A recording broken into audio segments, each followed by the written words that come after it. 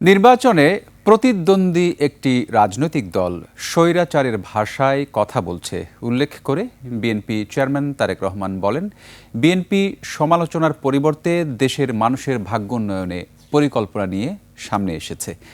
ময়মনসিংহের circuit house মাঠের জনসমুদ্রে ধানের শীষে ভোট দেওয়ার আহ্বান জানান তারেক রহমান। সোহেল সামির রিপোর্ট।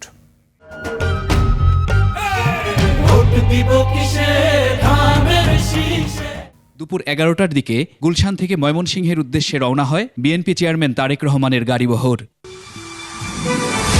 পথে পথে সাধারণ জনতা ও নেতাকর্মীদের উষ্ণ অভ্যর্থনা পেরিয়ে ময়মনসিংহ সার্কিট হাউস মাঠে পৌঁছাতে লেগে যায় 5 ঘন্টা।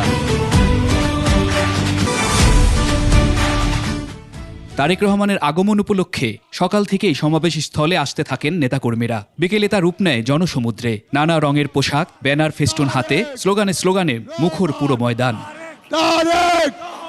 বিকেল তখন ঠিক 4টা। 22 বছর পর ঐতিহাসিক সার্কিট হাউস মাঠে স্ত্রী জোবাইদা রহমানকে সঙ্গে নিয়ে মঞ্চে ওঠেন তারেক রহমান। জনসমুদ্রে তখন বাঁধ ভাঙা উল্লাস। কথা বলেন ময়মনসিংহ বিভাগের উন্নয়ন পরিকল্পনা নিয়ে। কৃষিপ্রধান অঞ্চলে পোনা চাষ, খাল খনন, মাদক সমস্যা সমাধানের প্রতিশ্রুতি দেন বিএনপি চেয়ারম্যান। বিশেষ করে যদি ময়মনসিংহে আমরা দেখি পোনা চাষ, মাছের যে পোনা, এইটি আরও অনেক বড় করা যেত। এইটি এখন দেশের বিভিন্ন জায়গায় এই মাছের পোনা সরবরাহ করা হয়, কিন্তু আমাদের পরিকল্পনার মধ্যে রয়েছে কি করে এই মাছের পোনার বিষয়টিকে শুধু দেশের মধ্যে সীমাবদ্ধ না রেখে বিদেশেও কিভাবে রফতানি করা যায়। এ সময় জাতীয় উন্নয়নে বিএনপির নেয়া কৃষক কার্ড, ফ্যামিলি কার্ড, কর্মসংস্থান, হেলথ কেয়ার নিয়োগের পরিকল্পনাগুলোর ব্যাখ্যা করেন তারেক রহমান। ইমাম সাহেব, খতিব সাহেব যারা আছেন, মুয়াজ্জিম সাহেব আছেন, তাদেরকে আমরা সম্মানী দিতে চাই সরকারের পক্ষ থেকে।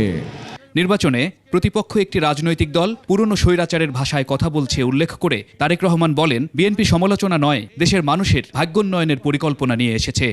এই মুহূর্তে একটি রাজনৈতিক দল যেই স্বৈরাচার পালিয়ে গিয়েছে, সেই স্বৈরাচারের মুখের ভাষা ব্যবহার করছে বিএনপির বিরুদ্ধে।